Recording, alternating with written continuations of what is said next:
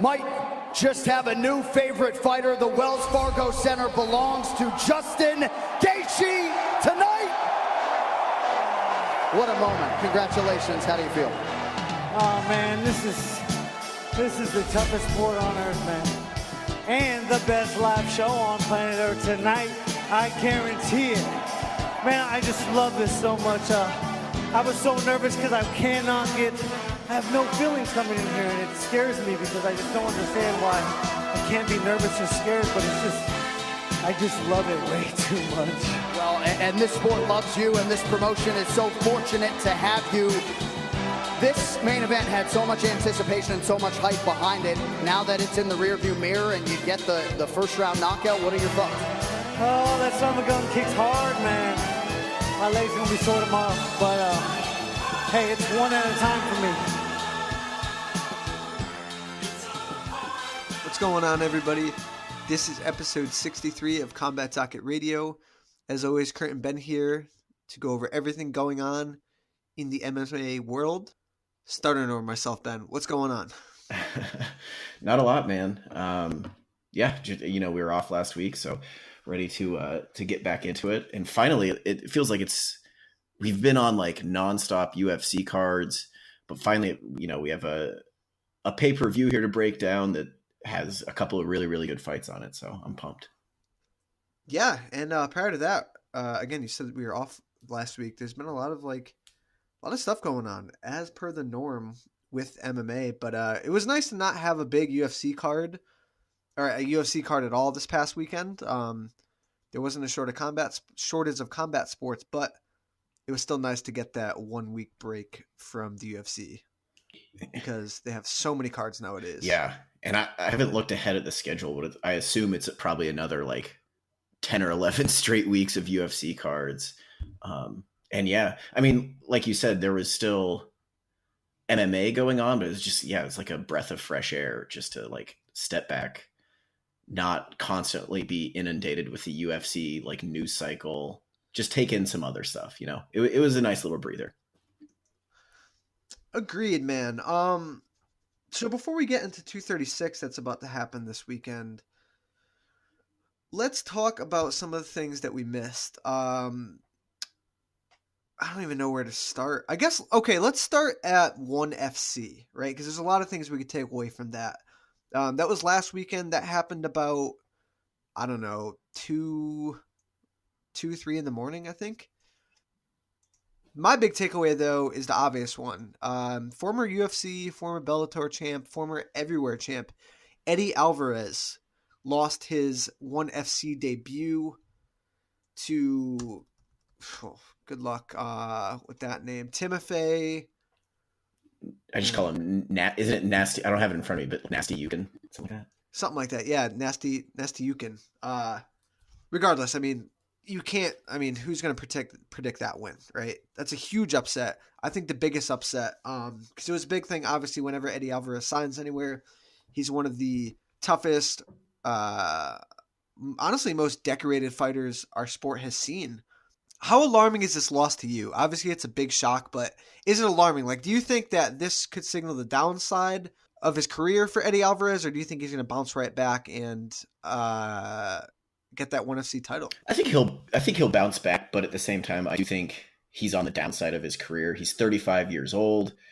Let's see, his record is 29-7-0 with 1 no contest, which is a ton of fights. And you and I have seen Eddie Alvarez fight, and it's like he's never in a fight where he doesn't take some sort of damage. And even then, like looking back at his record now, his last fight before this one, Dustin Poirier lost by TKO, took a ton of damage. Before that, he beat Justin Gaethje, but only after he took a ton of damage. Before that was the other fight with Poirier, where he took a ton of damage. Before that, Conor McGregor went to town on him.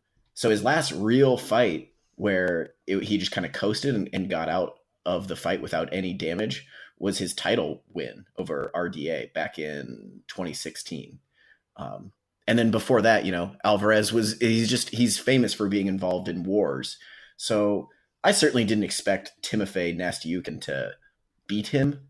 But at the same time, like, He's 35 years old and is just notorious for getting in hurt and in trouble and bouncing back. So, it's only a matter of time before this happens. That said, like, he's still like an elite lightweight, I think. I don't know if he wins the one belt or anything, but I expect him to be back in 6 or 7 months or whatever and probably look pretty similar to the same Eddie Alvarez we know and love. Yeah, I'm with you, man. I mean, it's a constant thing. Every fight, Eddie Alvarez gets hurt, but losses to Poirier and Conor McGregor, Donald Cerrone, Michael Chandler look a lot better than Timofey Nastyukhin. I think it was just the shock value of who Eddie Alvarez is coming in to fight one of these guys. But again, it shows like, these guys that are fighting these other promotions, like you might not hear of them, but MMA is good all over. So I don't think it's a good thing for one, obviously, that a star like Eddie Alvarez won, but it's not bad when you can find a diamond in the rough, and maybe Timofey Nastyukhin is a diamond in the rough. But shocking nonetheless. Demetrious Johnson gets a big win in his debut. Wasn't as easy as many people thought it was going to be. But he does get the win. He locks up a really, really nasty guillotine.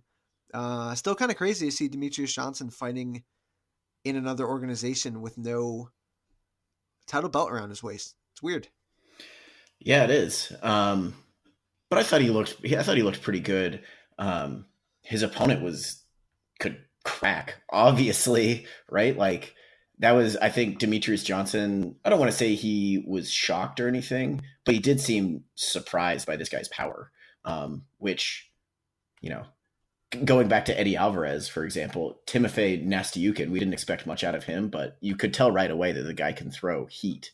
And sometimes that's all you need in MMA. And it definitely, DJ was clearly like the way better fighter on the mat, but he had to work for the takedowns. He had to respect the guy's stand up. I thought he looked good. I think he's well on his way to winning that title belt, but who knows, man?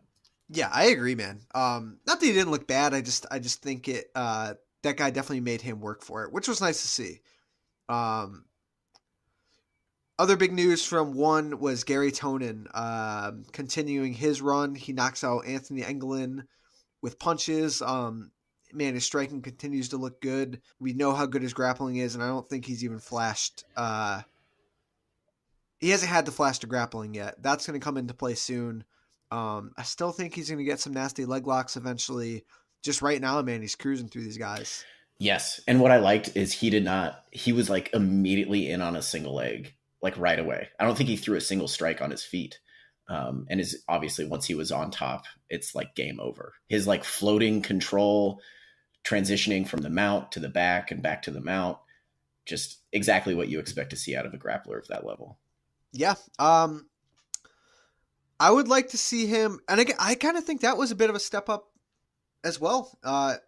Anthony England's a veteran, but I'd like to keep this steady rise of competition going. I don't really know, obviously off the top of my head, any names that you could throw him in there with, but again, keep raising the bar little by little, and this guy's going to be a star in this sport. He really is. Absolute stud. Yeah, I'm trying to think of another prospect we've seen. It's been a long time since I've been this like gung-ho on a prospect so early in his career. Like maybe like Cain Velasquez way back in the day when I was convinced he was going to be the greatest heavyweight of all time.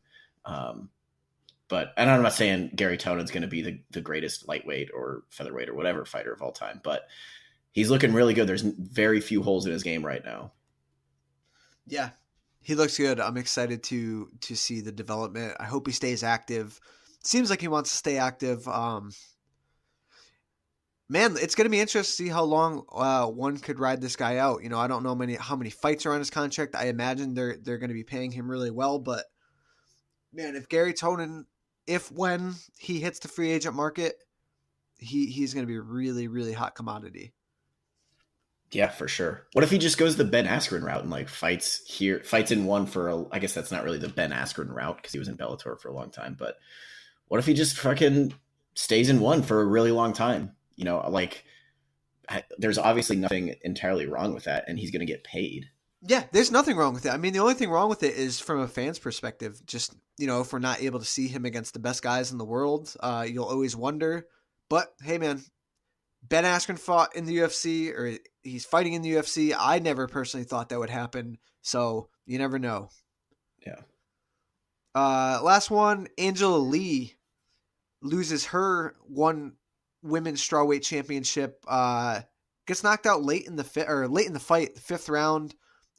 Really good fight, honestly. I said it before the fight. I thought Angela Lee was one of the best strawweights in the world. She gets upset by Zhang Jingnan. My apologies if I butchered that, but I was a little surprised to see Angela Lee lose that fight. Yeah, and like low key, like one of the best fights I've seen of 2019. Man, very good fight. Like male, female, whatever, any weight class. It was back and forth. There was drama because a title was on the line, and obviously, like you said, Angela Lee is one of the best, like most highly touted fighters in the world. So to see her in a close fight was just in and of itself exciting. And then the 5th round comeback and finish. I thought it was a great fight. Seriously, like if anybody's listening and has not seen this, go on Bleacher Report. What's their app? Bleacher Report Live, I think. They have the whole event there on free. Watch this fight. Really, really good fight. Yeah, and I said last one, but man, I can't forget my man Shinya Aoki. Shinya Aoki, 2019, winning a title, beating Edward Falolang, who is no joke. But damn, Aoki's only 35 years old. I feel like he should be way older, but man, this guy's been fighting at the top of the food chain for a long time. 43-8. He's one guy, I would have liked to see fight in the UFC. But then again, like his run through Pride and even into Dream, he was fighting a lot of the best dudes on the planet. So yeah, he had that fight in Strikeforce, if I remember, against Gilbert Melendez. And I feel like that when he fought Gil Melendez, that was like, all right, you get to see him now against the absolute elite. And he lost that fight, but it was competitive. Fuck, man, 40. He has been around forever. He has been around for a long, long time. And again, I mean, still winning titles at this stage of his career. So props to Aoki. Yeah, for sure. All right. Let's open this. I don't even know how. Let's go down this rabbit hole, I guess you could say. Also, actually happened this past weekend. Bare Knuckle FC had their, I don't know, I think it was their 5th show. I don't really follow it too much. But obviously the big fight on that card was Jason Knight versus Artem Lobov, obviously with a Paulie Malignaggi fight lying in the wings. First of all, what do you think about Bare Knuckle FC? You like it? Don't like it? I'm somewhere in the middle. I know people some people like absolutely love it, and that main event fight, I haven't seen the whole thing, but from what I understand was just a really, really kind of back and forth fight with, obviously both guys were super cut up because of bare knuckles cut your face. Spoiler alert. So I know some people were super, super into it because it's really violent, really brutal. And I know some people absolutely hate it. I'm somewhere in the middle. Like I'm kind of on the like pump the brakes with how excited we are about this, in part because it's not their model is built around getting like either formerly retired MMA fighters or MMA fighters that are out of the UFC and looking for a payday. Like I would be more excited about it if we had like legit boxers that wanted to be like real bare knuckle fighters, which bare knuckle boxing, like if you're actually dedicated to it, like the style of boxing is totally different because guys don't want to break their hands, all that good stuff. It's I don't know. I'm not as excited about it just because it's just, I don't want to say UFC cast-offs, but that's really what it is, involved in, this sport. I don't know. I would be more excited about it if there was better talent, but I also don't necessarily hate it. I'm not going to be here saying like it's too barbaric for us to watch, because I don't really think that's the case for anything, to be honest. No, man, I'm pretty much right with you. I don't love it. I don't hate it. I think it's entertaining. but I'm not like going out of my way to watch it yet. Hence, like I haven't really watched, I haven't sat down and watched an actual, like a full show yet. I've seen some of the fights. I saw the fight from this weekend. It was great. It was amazing. Not technical whatsoever, but I mean, those guys, cliche, but went to war. I mean, you've seen the pictures afterwards. They're both beating the fuck up. But it brings up to the next point. You kind of alluded to it, was we don't see any high level boxers in it, right? But now it looks like we're going to. I mean, we're going to see Paulie Malignaggi taking on Artem Lobov. And aside from the fact that it's bare knuckle and Artem definitely packs a bigger punch than Paulie, like I can't see any way that Paulie Malignaggi, even at this stage of his life, is not going to dance and box circles around Artem Lobov and make it look embarrassingly easy. I mean, if you ever watch Paulie Malignaggi box, the guy's a 2-weight world champion. He fought at the highest levels. Not a big puncher, but he is super tricky, very hard to hit, great counter puncher. I mean, he's not going to sit in the middle and trade sloppy Applebee's parking lot drunk haymakers like Jason Knight did. You know what I'm saying? I don't know. And you know what? That has me, now that you're talking about this too, it has me thinking that, now with the drama between Paulie and Artem and Conor to some extent, that's a big fight that bare knuckle can promote. But like part of the draw right now, part of what makes that promotion so successful is, just like I said, there's a ton of the fans are basically just MMA fans that want to see some violent shit. They might be a little turned off if they see somebody who can actually box in there, like showing off their boxing skill. Like you might not get this bloody, gory war that MMA fans are tuning in for. They might actually get a real boxing match and realize, I'm not super about this stuff. But yeah, that said, like I would expect Paulie to bust up Artem pretty badly. Yeah. I think the real, obviously MMA fans, the joke is Artem, being the GOAT, and he's an entertaining fighter. For whatever it's worth, we all love to hate on Paulie Malignaggi. Well, MMA, I actually personally like Paulie Malignaggi a lot. But MMA fans like to hate on him and talk shit on him. I think the real intrigue to this is, does a Paulie Malignaggi win get him that fight with Conor McGregor? Because Paulie was actually on the MMA Hour this past week, and he was talking that, like, he was saying there's basically no way that Conor can ever take a fight with him, just image-wise, because, Conor McGregor loses to Khabib. It's like, all right, Khabib's the best MMA fighter possibly we've ever seen, right? He loses to Floyd Mayweather. Floyd Mayweather is the best boxer of this generation. He loses to Paulie Malignaggi. Now it's like, ew, well, that's not that good of a look. So I kind of agree with him, but I think the heat is only rising there. I'm really interested to see if, obviously, the build up to the fight with Conor, because Conor's going to be involved in it, and even after the fight, when I'm assuming, and I'm pretty confident that Paulie actually does win. I'm really interested to see where it goes from there. Yeah, I mean, who knows with McGregor and where he stands, and there's all kinds of legal issues going on still with him, new ones it seems like every week. But yeah, didn't he? A little off topic, but didn't he just knock somebody out? Isn't there like a rumor going around where he knocked somebody out in Dublin? Yeah, there was a rumor that he punched a guy in a bar. So who knows? Like, all bets are off with what happens to him. Like, yeah, it seems weird to say, oh, would Conor ever box Paulie Malignaggi? But I mean, I don't know. Like, I don't want to make any assumptions about his career, because one week he's retired, the next he's fucking calling out Donald Cerrone, the next he's being investigated for rape charges. Who knows? Nothing is off the table with him. Yeah. I don't know, man. I feel like a lot of the Conor McGregor, I don't know how you even want to put it, but I feel like there's a lot of Conor McGregor exhaustion. When he was coming up and when he won the title and when he was first like the champ, it was like, all right, we have to see this guy. It was must-see TV. He was fighting. He was active. He was great on the mic. And now it's just like, every time somebody fights, he's interjecting himself there. He's got all these legal accusations against him. He hasn't won a fight since the 90s. I'm exhausted with it. Where now it's like, I feel like fans are starting to say, well, you know what? If we don't see Conor McGregor fight again, I think will be okay with it. You get that same sense?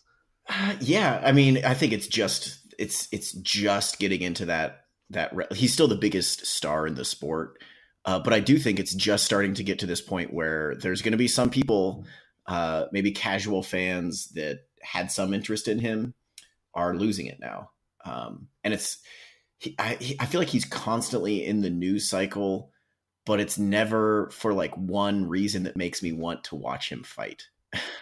It's never for Yeah. fighting. That's why. So, guys like us, if Conor McGregor says, I'm going to come back in 6 months and fight in the UFC, obviously guys like us are going to be super pumped because he's an exciting fighter and he brings a lot of excitement to the sport. But at the same time, I do think that there's people that are maybe only want to watch 1 or 2 UFC fights a year, and they're a little fed up with hearing about Conor McGregor and like these types of shenanigans. It's definitely getting to that point where there's diminishing returns on how much Conor McGregor is in the news cycle. True or false? Paulie Malignaggi, Conor McGregor does more pay-per-view buys than Nate Diaz, Conor McGregor 3. In a boxing match or in No, MMA? boxing. Boxing. I think false. I think false just because there's going to be a lot of people that saw McGregor box Mayweather, and they're going to say, I don't want to tune in to see him fight a second-rate Mayweather and probably lose. I'm going to say true because Paulie knows how to get the fans invested, and Conor obviously knows how to get the fans invested. I'm going to say true. So again, while there is exhaustion, it is Conor McGregor still at the end of the day, and he will always have a ton of options. This is true. Very true. He has. That's why it's like so hard to predict what's going to happen, what his next move is going to be, because he holds a ton of the cards. The only card he does not hold, it seems, is he still does not have an ownership stake in the UFC, which seems to be his major like sticking point in terms of negotiation. Is he wants to own a part of the UFC, and I can't really blame him at this point. He's definitely the biggest star, and I feel like the UFC, I don't know if they need him per se, but letting him go or not signing him to a fight feels like they're burning money. Yeah, I agree, man. Again, it's crazy with this guy because every week we're talking about him. Everybody's talking about him. I don't know. I just think all the legal issues and him not fighting and not taking fights is kind of moving him away from that, possibility of an ownership stake. But who knows? You never know with Conor McGregor. Yeah, he needs to honestly he needs to get his shit together straight up. Like I obviously, I don't expect my fighters to be saints. Fucking Mike Tyson is still a legend in boxing and the guy went to jail for years. But at the same time, like get your shit together, please. Because yeah, just like you said, it's going to be hard for him to negotiate a fight, make his demands when the UFC can just be like, hey, you might not even legally be allowed to fight. Like you're causing all these problems. Why should we give you an ownership stake? This is very true. All right, let's move along here. So we'll keep it in that same lightweight division. We missed talking about it. We're going to talk about it now. Justin Gaethje defeats Edson Barbosa. Just starches Barbosa. Gaethje actually looked like he showed a little bit of patience in that fight, which could be a scary thing. Here's another true or false for you, Ben. Is Gaethje the most must-see man in MMA? True or false? I'm going to say true. Based on if you only watch what's inside the cage. Don't get me wrong. I also love Justin Gaethje's like brand of trash talk and honesty outside of the cage. But if you're just talking about, I can only watch what happens inside the cage, there's nobody else that delivers like guaranteed action. I can't think of a single, even like prime Vanderlei Silva, guys like that. Like it was there's something special about getting Gaethje in the cage and just knowing that if he doesn't like that violent stuff is going to happen. It's fantastic. It's great. 100%. He's 22 fights into his pro career and we've never been disappointed. You can't say that about many people, even some of the great action fighters of our sport. This guy is literally win or lose must-see TV. He just does not take a step back. He's all action. I Dude, I can't say enough positives about Justin Gaethje, man. And while I want to see, like, obviously I want to see Justin Gaethje make strides towards getting a title shot. I mean, dude, there's not a fight in that division where you can offer me, whether it's he's got a number next to his name or he doesn't have a number next to his name, where I'm not like, sign me the fuck up. Like, I know a lot of people were bitching about like the whole Paul Felder thing, right? I had no problem with that. First of all, like, you put these guys that are active fighters in these roles, and they have to now turn around and interview guys like Paul Felder and Justin Gaethje. Like, Paul Felder's looking up at Justin Gaethje, right? Shit like this is going to happen. So people are like all pissed off and going nuts about Paul Felder calling Gaethje out, man. I didn't get it. You want to do Paul Felder, Justin Gaethje? Sign me the fuck up. You're going to tell me that's not going to be a contender for fight of the year? Like, insane, man. This guy, Anthony Pettis, sign me up. Like, anybody with this guy is guaranteed pure action. I love it, man. Yeah. I'm with you, obviously, on all that, on Felder. And Felder also, like, in his defense, he said, I had said before Gaethje got there that I want to fight him, and it would be, it'd be a bitch move if I didn't say it to his face. Agreed. But dude, I gotta say, this fight, you kind of hinted at it, that we saw kind of a patient Justin Gaethje. This was just total, utter domination. You and I both picked him to beat Barboza, but not only did he beat Barboza inside a round, but I feel like he was winning every second of that fight. He outkicked Barboza at range. Like that, they were standing literally at range. Gaethje lands a leg kick and then evades Barboza's leg kick. He pressured him, and as soon as he pressured him, he hit him hard. And then he got Barboza like circling along the fence with his hands way down and lands a beautiful, like, kind of shifting right hook. Gaethje doesn't get enough credit for his technical ability, because he's such an exciting kind of in-your-face fighter that we kind of miss the fact that he can really fight. Like, just, this was 2.5 minutes of like picture perfect game planning, execution, everything. If Gaethje like always fights like this with that level of patience, awareness, and I do think there was a game plan involved here. Goddamn, he's dangerous. Not only as the most exciting fighter in the UFC, but I mean, he's absolutely an elite, like, top 3 lightweight, I think. How do you feel that he stacks up against Khabib? I would pick Khabib just because we've seen what his grappling is capable of. But I also, I can't think of a guy that's really tested Gaethje's takedown defense. I would guess Gaethje would have a better gas tank than Khabib, but I don't really know.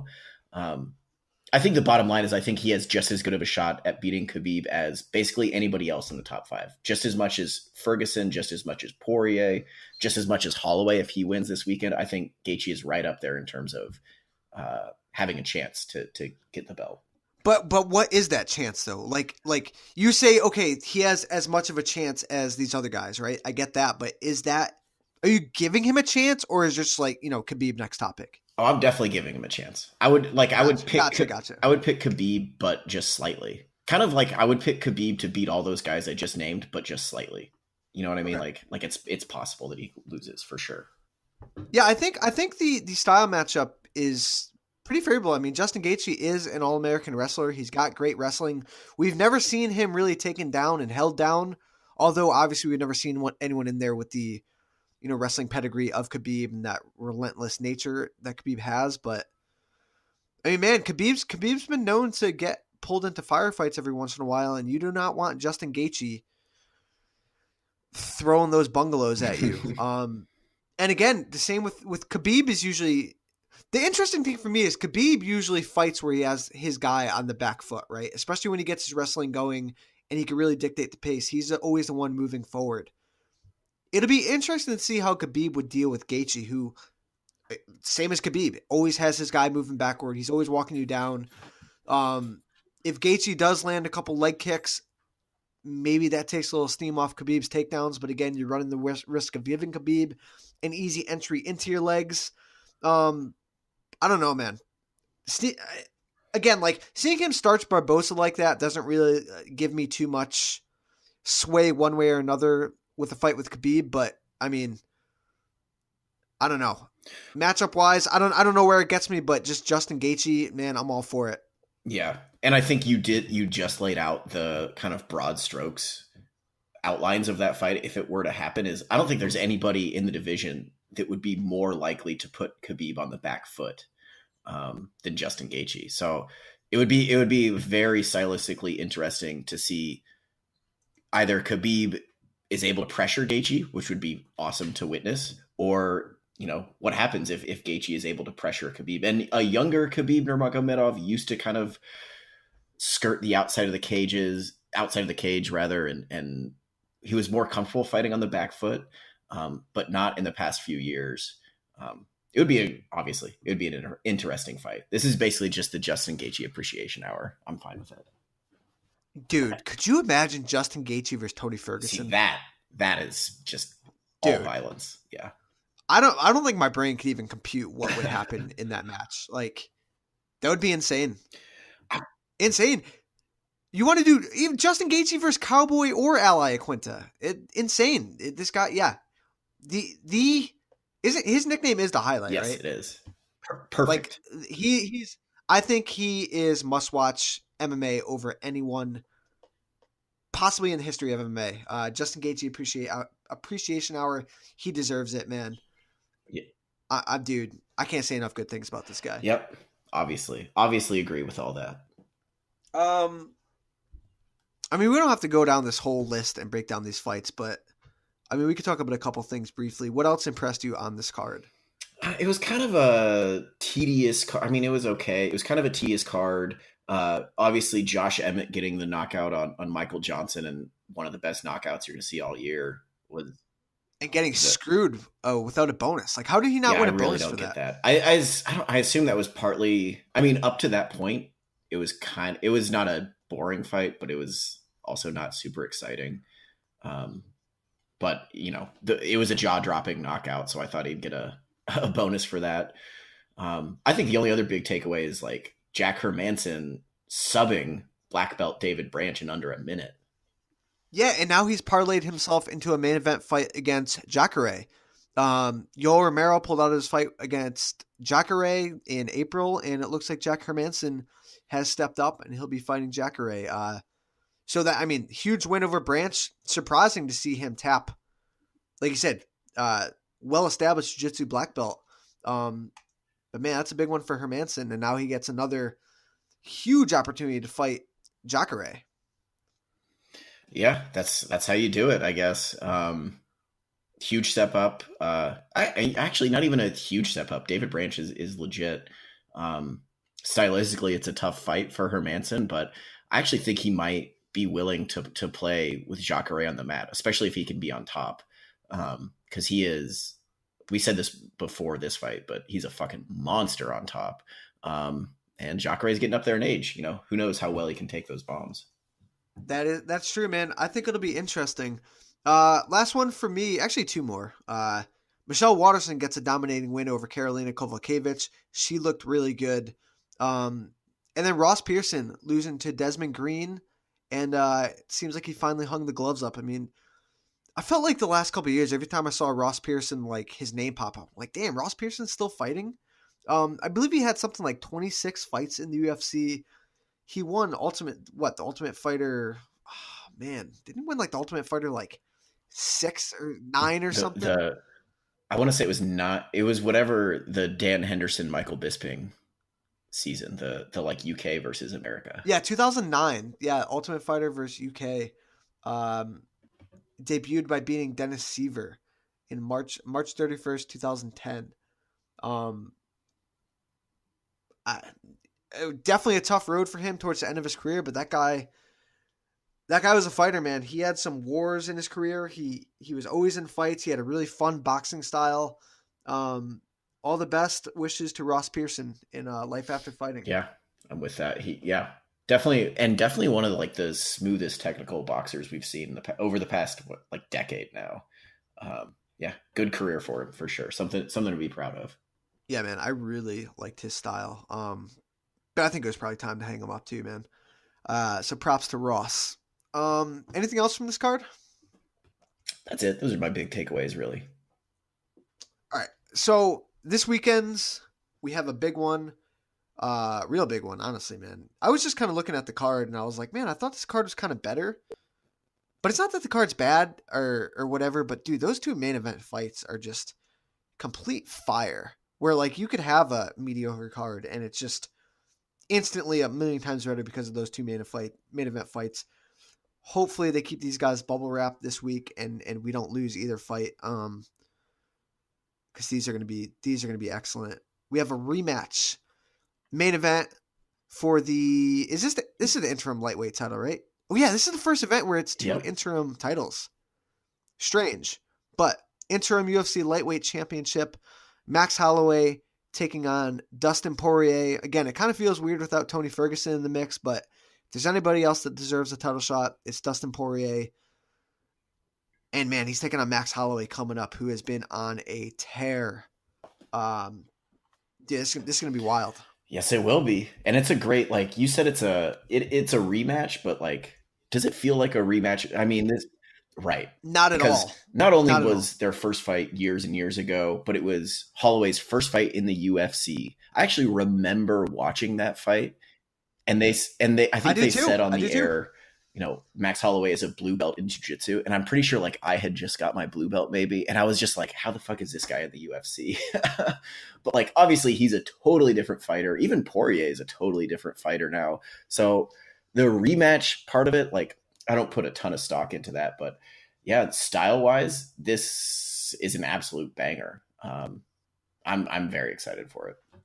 I feel like I've said this for like the last like couple Max Holloway fights, maybe even dating back to like Ricardo Lamas or, you know, the Anthony Pettis fight, where I'm like, you know, you think back to like that Dustin Poirier fight, and like you said, you remembered it, I remember it. Like that guy, Max Holloway was 4-0 in that fight. He was what, 20 or 19 years old or something. Like you could never imagine Max Holloway being where he is right now, where he's on 12 or 13 fight win streak. He's defended his belt. He's beaten the legend Jose Aldo. Looks unstoppable. Looks better every fight. Like I could never picture that guy being where he is today. It's incredible. No, and you know what I think is like his camp does not get enough credit, because obviously, you know, he's the one in there doing the fighting, but he always seems so well prepared, and like his technical ability is kind of unrivaled. Like whoever taught him how to strike, how to grapple, everything, is it like he's just one of the most well-rounded and like most technically refined and like composed fighters in the UFC, if not the most. Like just an absolute stud. And yeah, I'm excited. I'm so excited. I've been watching, like yesterday and the day before, I was watching a bunch of all of like Poirier's recent fights and all of Holloway's recent fights. And I'm pumped. Style-wise, it should deliver. So which fighter do you think has made more strides, both technically, physically, mentally, since their first fight, Poirier or Holloway? Well, I think physically Holloway, you know, if you look back at that first fight, Holloway looks like a different human now. He's so much bigger. I don't know where his cardio was at then, but I think Holloway's cardio is kind of unrivaled in the UFC, in MMA in general. Mentally though, like Poirier has really kind of turned it around. You remember, even just a few years ago, I feel like we kind of thought of Poirier as like a hothead that kind of loses it in big situations. That is not the case at all. Like, I can't remember. Yeah, it felt like he could never win the big one for a while. But then, and I'm sorry, go ahead. I was just gonna say, like the Gaethje fight really felt like a turning point, because Poirier, that was a big spot, and you had a guy that wanted to pull Poirier into a brawl, but Poirier stayed disciplined, picked his shots, showed off some really, really good boxing skill, battled through some adversity. Like that felt like a turning point where it's like, all right, now Dustin Poirier is he's not going to lose a fight he should be winning ever. Cause he seems so mentally there. For me, it was actually the one before that. It was the Anthony Pettis fight. And it was the Anthony Pettis fight because he was coming off that heartbreaking no contest with Eddie Alvarez, where that one felt like it was supposed to be his turning point. He lost, or he didn't lose, but it was a no contest, and we were like, man, I don't know if he's going to be able to keep it together. He does. He beats Pettis. And then, like you just said, he beats Gaethje. Then he knocks out Alvarez. And, man, it's like, all right, Dustin Poirier is here.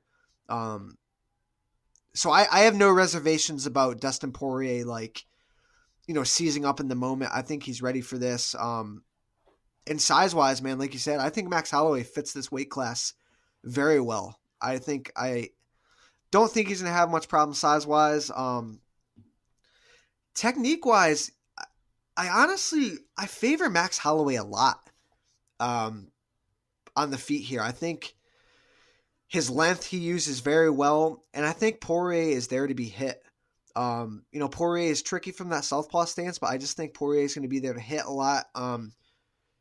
Max's footwork is so good. The way he creates angles and he's in and out, I don't think he gets enough credit for his footwork. I mean, his footwork is absolutely brilliant. I think he gives Poirier a lot of problems on the feet in this one. Yeah, I think those are generally my thoughts as well, is that both guys hit and move at the same time well. Like, both guys will like throw like a double jab and angle as they're doing it, or both guys can like shift stances as they're moving forward and punching at the same time. But all that said, like, Holloway, I think, does those things better, and I think he does them much faster. The flip side, Poirier, I think, well, I almost know, punches harder. Like shot for shot, I think Poirier is the harder puncher. But the flip side to that too, of Poirier again being the harder puncher, is he is super heavy on his front leg. Holloway is not a huge leg kicker, but if he wants to, I think he can go to town on Poirier's legs here and stay out of trouble, because Holloway is so fast on his feet. He has a deeper like toolbox than Dustin Poirier. He goes to the body more often. He's a better kicker. He's a switch stance fighter, which Poirier is not. So I think we're going to see Poirier really loading up on shots, and that's fine. That's kind of his bread and butter at this point. Is Poirier is a great combination striker, but almost always the last strike of his combination is he's going for a fucking home run. And if that lands, Holloway is not a perfect defensive fighter, especially like in the pocket or up close. When Holloway can't use his legs to move, he's not a great defensive fighter. So he might get in trouble if Poirier is able to, set up a finishing strike. But overall, yeah, I favor Holloway here just based on his movement, deeper toolbox here, volume. I think he can use his length very, very well. Pick apart Poirier, kind of what we see Max Holloway did to Aldo twice, and even Brian Ortega, is pick him apart, make his opponent frustrated, and then once they're frustrated, it's all downhill. That's when Max Holloway just pours on volume, makes you even more frustrated, and just, you saw it against Brian Ortega, where Ortega just had no answer. It was like, this guy is still in my face and still peppering me with shots. So I like Holloway here. That's no knock on Poirier. I just think he's a faster, more skilled fighter. I'm really not wondering, but what's really interesting to me is, how is Max Holloway going to be able to wear these punches at lightweight? Because like you said, I mean, I think Dustin Poirier is one of the hardest punchers in that division. He definitely carried his power with him when he moved up. We've never really seen, like, I can't think of a time where I've really seen Max Holloway hurt. Like, I don't think he's ever been dropped, at least not anytime recently. I don't even think he's been wobbled. Can you think of any time where he has been? Not off the top of my head. I am like, his reliance on his chin is sometimes a little concerning. Yeah, it's insane, and he's going to get hit, and Poirier's going to crack him hard. For me, that's really intriguing to see how Max wears, those punches, and could that even affect his output? Because Max is a big output guy. I mean, if Poirier hurts him, I wonder if it could scare him off a little bit. Well, you kind of saw in the first Aldo fight, I don't want to say Holloway was scared, but that first round against Aldo, he was definitely a little...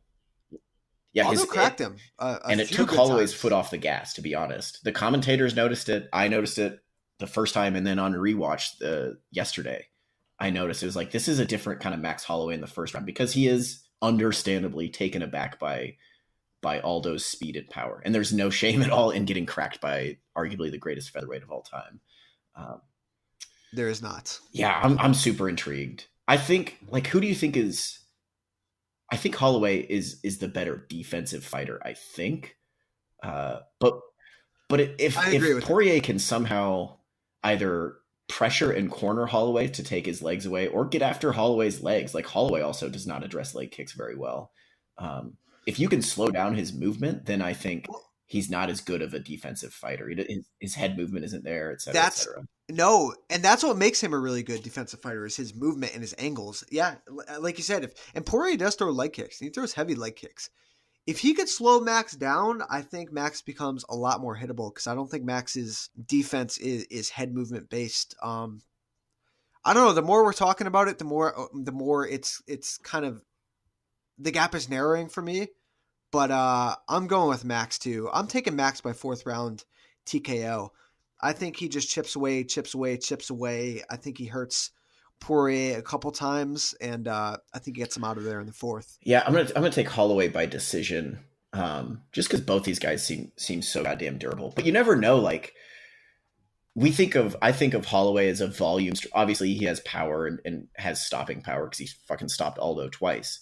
But you never know. Like, Holloway might be one of those guys, like a Robert Whittaker or a Dustin Poirier, or even a Kelvin Gastelum, a guy who moves up in weight and the speed is still there, but the power is just so much more. You know what I mean? Like, I feel like a lot of these guys move up in weight, and because they're not cutting any weight, they just pack a fucking wallop. So who knows? Maybe Max Holloway is suddenly, an even heavier puncher. Yeah, you never know, man. This is going to be a really good one. I think we could address it more next week. But do you think this is the last, or I guess I should say his last fight is the last time we've seen Max Holloway at 145? Especially if he wins. I guess win or lose. Yeah, definitely, especially if he wins. But if he loses, I don't know. I think it is regardless. I think so too, and I'm fine with that. He's getting older. He's absolutely, like, he's not going to be a small lightweight. That's for sure. I got no problem. Even if he loses, I have no problem with him staying at 155. Yeah, same. Does a winner of this fight Khabib? They should. They should. It's hard to say they should with Tony fucking Ferguson sitting there, man. Yeah, but we don't even... I know Tony's going through his shit right now, Yeah. though, but it's still weird to see any title fight at 155 without Tony Ferguson in it.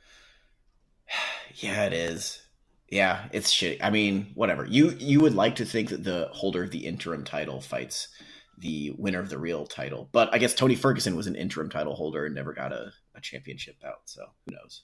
If we get Justin Gaethje, Tony Ferguson, I have no problem with Tony sitting on the sidelines for that title fight. Yeah, I don't know, dude. I'd love Gaethje, Tony, Khabib, winner of this fight. Yeah, I'm in. As always, 155 is a Shark Tank, and there's tons of good matchups. It is indeed. Co-main event: Kelvin Gastelum taking on Israel Adesanya. I love this fight. It's for the interim title. Actually, a good use of an interim title. I mean, the champion is hurt. It seems like the winner of this is actually going to fight the champion. So for once, a good use of the interim title. I'm going against the grain here, man. I am picking Kelvin Gastelum. Just like I was going to pick Kelvin Gastelum last month against Robert Whittaker, I'm sticking on the Gastelum train. I think he is going to frustrate and confuse Israel Adesanya throughout this fight. I think he out-wrestles him, takes him down. Kelvin can take a punch. Kelvin can give a punch. I think he wins a clear-cut decision over Adesanya here, man. I'm very confident in it. Surprisingly confident given how good Israel Adesanya is. I think Kelvin is very underrated. I really like his skill set. I'm not super high on Gastelum like you are, but let me tell you my thought process went with this fight is when it was announced, I think it partly is because I shit on Kelvin Gastelum for whatever reason, is I initially thought, oh, Adesanya will coast here. But then I started really watching Adesanya's UFC run, and it has been impressive, but he's not as perfect as I thought he was. Let's say that much. He is not. I'm really torn on this fight, to be honest. Adesanya is a very pretty striker. He disguises his kicks really, really well, has great hand speed. Does a lot of things really, really well. Like his composure, he can never be pulled out of his game and what he wants to do to the guy. But at the same time, like, he does get hit. Like his defense is not perfect. A lot of his defense relies on just freezing the other guy with constant feints and the threat of his own attack. When he lands punches, Adesanya tends to kind of admire his work and stay there with his hands down. When he gets like bull rushed, like even Anderson Silva had some success bull rush, just going after Adesanya. However, Anderson Silva, 43 years old, couldn't do it over and over and over again. Silva had some success landing a counter right hook on Adesanya. So Adesanya is not perfect. He also, fucking Marvin Vettori took him down and held him down for a long period of time. So I don't want to flip my pick because initially I was so confident in Adesanya, but I do think Gastelum, and some people think the only way for Gastelum to win is to take him down. I don't think that's the case at all, because that's not really Gastelum's A game. Yes, he has a wrestling background, but that's not what he generally wants to do. Gastelum has excellent hand speed for a middleweight. I think he has pretty bad defense, but Gastelum knows when to sit down on his punches. He knows when to throw hard, and when he throws, he fucking gets after it. Adesanya, I don't think is, he's small for the weight class. So is Gastelum by that same token. But I don't think Adesanya is not as much of a power threat as Gastelum is here. I really don't know. It kind of pains me to want to pick Gastelum because I tend to shit on him and his crappy defense. But if he can stay committed to being in Adesanya's face and not being frozen by Adesanya's many, many feints, not being like just sitting there and watching him kick you, Gastelum can really get after him, especially if Gastelum has the mindset that as soon as Adesanya attacks, I'm going to counter. If he can scare Adesanya off, then that's a totally different fight. Well, that's the thing. Gastelum gets hit, but he's always got that left hand in the chamber ready to go. He'll take a punch to give one. And I don't think that's something that Adesanya has dealt with that much, at least in his UFC career. I think another thing with Adesanya too is he lets himself get backed up against the cage a lot. He let Derek, for what it's worth, he let Derek Brunson back him up to the cage. Again, Brunson was hurt multiple times in that fight. He also let Vettori back him up to the cage multiple times. And that's the one that really sticks out to me. Well, I don't think Gastelum is going to have I don't think he's going to go out there and just blast double him numerous times. I do think it's going to be a grappling, and not so much on the mat, but just a clinch fighting, smart grappling way of taking Adesanya out of his game and frustrating him a lot throughout the fight. Yeah. And I think you nailed it on the head too, is Adesanya. He's undefeated in the UFC, but when guys press forward on him, they almost always instantly have double underhooks, and he's almost always right against the cage. And that's not necessarily like Gastelum's A game, but if Marvin Vettori could do it, then you better believe if Kelvin Gastelum is committed to putting Adesanya on the cage, he can do it. Man, I'm kind of like, I'm about to say fuck it and just pick Gastelum. Just because I watched so much of Adesanya's fights, and I feel like these are holes that Gastelum should be able to exploit. Whether or not he does is another story, but I do think he can crack him on the feet. Absolutely. So who are you picking? It's $1 million question. Fuck it. I'll go with Gastelum by third round TKO. I think he does. Wow, you think he gets him out of there? Because I don't think he can win a decision here, because Adesanya will, if it goes 5 rounds, I think it's because Adesanya is picking Gastelum apart and frustrating him over and over and over and over again. If Gastelum wins here, I think it's because he lands a hard counter left hand that ends him.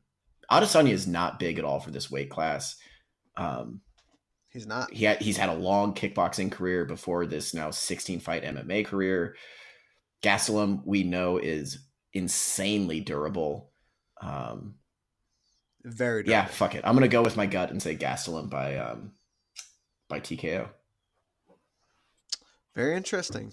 I don't think he stops him, but I think he makes it look. Nah, I can't say easy, but I think he wins a pretty clear-cut decision, setting up the big one against Robert Whittaker. Hey, man, not to get too off topic, but it looks like they just handed TJ Dillashaw a 2-year suspension for testing positive for EPO per USADA. Yikes. He will not contest the suspension. He is eligible to return on January 19th, 2021. That's straight from Ariel Helwani. Yikes. Wow. That's a long time. That's a lot to unpack. 2 years for the guy that we were talking about as a pound-for-pound great. You'll be missed, TJ Dillashaw. I love watching you fight, but goddamn, 2 years. What is EPO? Is that a masking agent, I believe? Yeah, I just Googled EPO. It's a synthetic hormone used to stimulate the body's production of red blood cells, thereby increasing oxygen transport and aerobic power, and is prohibited substance in the class of peptide hormones, growth factors, blah, blah, blah, blah, blah, blah, blah. I don't know. Doesn't sound good. TJ is not going to contest it. That's going to be a long time, man. Yeah, 2 years is like he's going to come back to some. Here's my prediction. He comes back. Peter Yan is already a year and a half into his bantamweight title run, and nobody knows who TJ Dillashaw is. Yeah, that could be it, man. It's a long time to sit on the sidelines, especially with the division that good.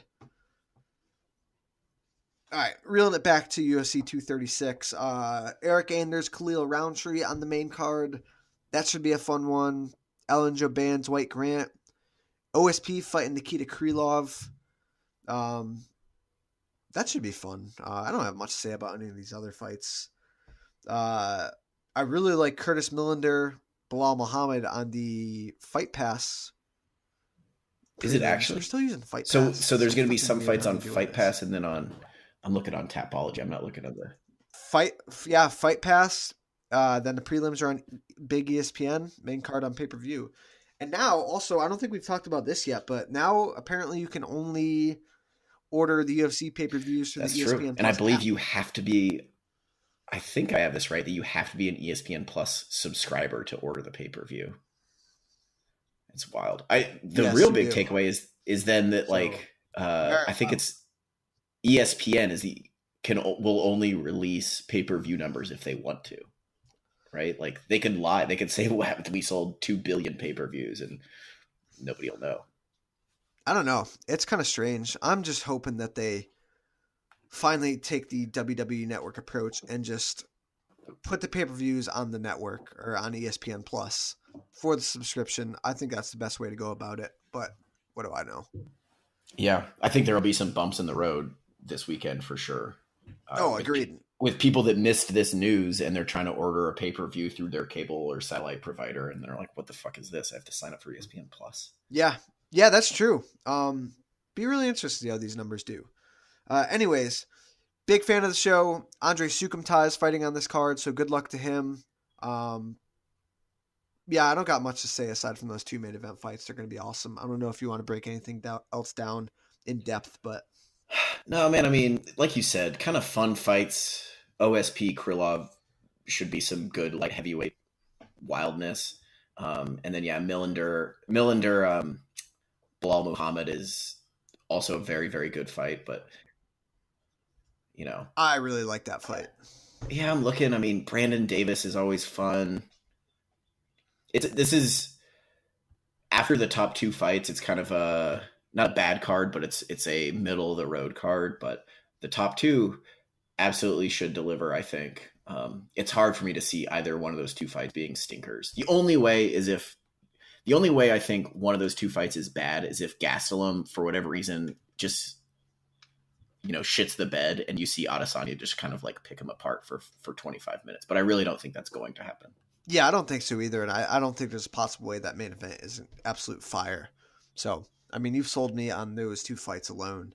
Everything else is bonus after that. Yeah. Do you think who do you think the crowd will be behind there? Because Gastelum, the American, but Adesanya, I think, is probably maybe more of a fan favorite. And I don't know if the crowd will be behind Poirier since he's kind of from the South. No, I don't. Actually, isn't Poirier's from Louisiana. I think they're going to be behind Max. I think Max is just so beloved. Not that they're going to like boo Poirier or anything, but I think they're going to be very pro Max. Co-main event's a little more interesting. Probably Adesanya. I think he's a more marketable guy. But you never know. It's his time. I think I said this way back when he debuted in the UFC that I feel like he has so much star potential. If he can win, obviously he's going to get more fans, but the way he talks, the way he acts, the way he fights, everything, he has tons of potential to be like a mainstay draw for the UFC. Yeah, man. Agreed. Do we miss anything? Or do we get the bulk of everything? I think that's the big stuff, man. UFC, the MMA world will be all about UFC 236 this weekend. Oh, but this isn't MMA, but they're talking about at Beat the Streets May 6th, which I will be at. Jordan Burroughs wrestling Ben Askren. That's fucking awesome. Oh yeah. Is there? But wouldn't you just? I kind of assume Burroughs is the way better wrestler at this point, but. Well, I don't really know. Here's the thing. I mean, Askren obviously. So Askren owns his own wrestling academy. So I mean, he's been a coach, forever. A guy like that doesn't lose his wrestling. I think Burroughs is obviously the better, I guess, technical wrestler at this point. But don't sleep on Ben Askren, man. And if he did take that matchup, that'd be big props to Askren. I mean, I guess it's kind of like,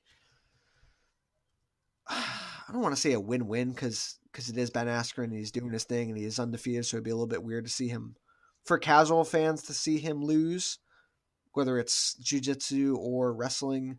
But if he wins, I mean, guys in the know would give him serious respect for that. Like wrestling wise too, it's an interesting style matchup you got Burroughs with that fucking insane power double leg. And I'd like to see Ben Askren try to like funk roll off that. Ben is nearly impossible to take down. Yeah. So and we didn't talk about the biggest news. Dylan Dennis wants to wrestle everybody apparently at Beat the Streets. Oh my God, Dylan Dennis. The best thing about it is that like nobody even gives this guy like the time of day. Like he's trying to interject himself into so many things, and everyone's just like, nah. Well, because he's saying that he wanted to wrestle Ben Askren, and like he's saying that he's like an incredible wrestler. I looked up his record. His record in high school, his senior year, was 21-5, which is a good high school record. But he wasn't even like a fucking state champ or even a state placer, I don't think. Yeah, he did not place at the States. Well, that's a good record. That's a high school record. High school. It is a high school record.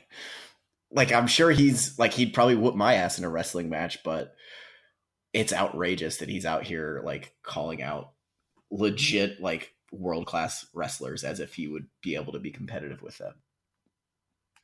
Well, let's let him win another fight. Why don't you focus on MMA? Like you got out of jiu-jitsu because you kept getting beat and you wanted to focus on MMA. Like, I don't know. I guess at the end of the day, it's all marketing. It keeps your name in the circulation of talk. But I mean, I don't know.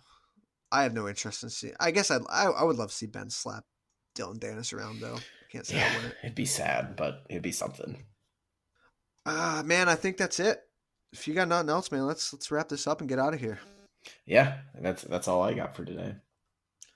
All right. We say it every week. Thank you all for listening. Catch us on, let's try to list all this. iTunes, Google Play. We are on Spotify. We're on YouTube, CombatDocket.com. I might have missed a couple, but check us out. Drop us a like, a subscription, a review, whatever you guys want. Thank you. Enjoy the fights, and we'll talk to you all next week.